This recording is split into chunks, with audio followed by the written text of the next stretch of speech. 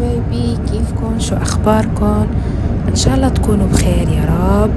فيديو جديد وفلوق جديد ويوم جديد بعنوان الرحلة لتونس وكل شي عليها، الجولة، السكن الخاص، سعر الكراء، كل شي، الشاطئ، اي شي بيتعلق بتونس. اتمنى حبايبي ما تنسونا لايك، واللي مو مشترك يشترك، واهلا وسهلا فيكم.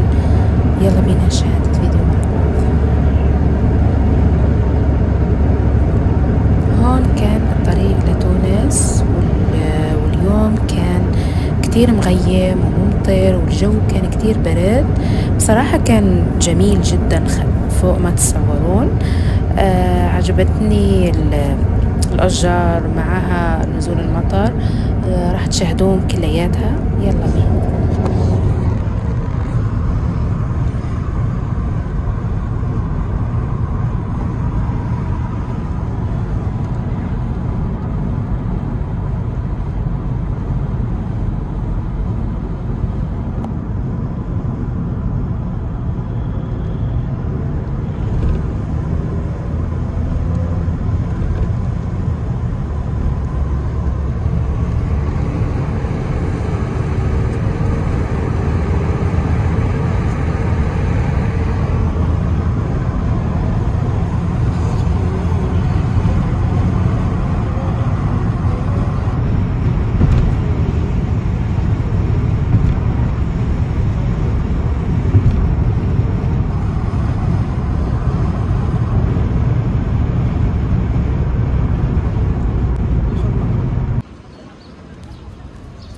والحين نحنا بشارع محمد الخامس اللي هو بسوسة.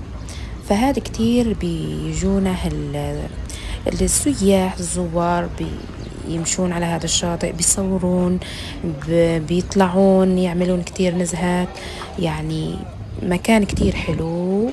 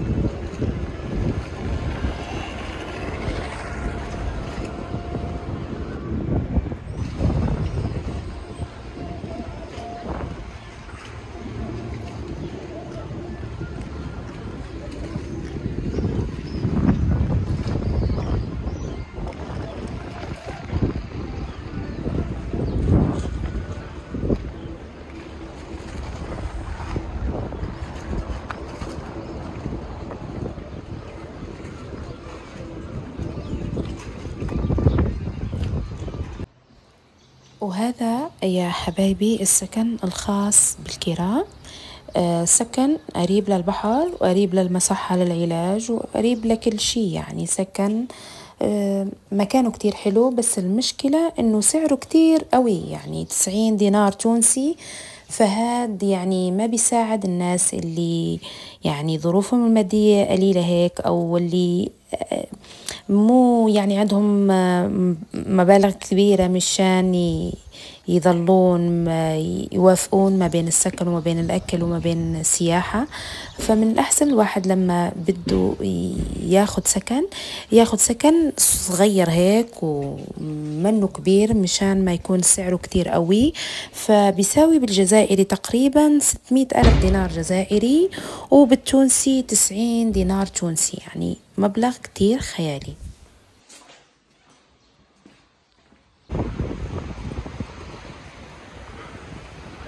وهذا يا جماعة الشاطئ اللي هو قريب للسكن اللي نحن استأجرناه، ف يعني مريح مع التوقيت قريبا للمغرب هيك، الواحد بيرتاح نفسيا ومع المناظر ومع الهدوء.